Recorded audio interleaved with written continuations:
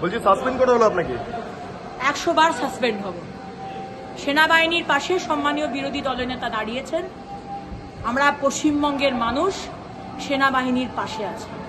সেনাবাহিনীর পাশে দাঁড়ানো মানে ভারত মায়ের পাশে দাঁড়ানো।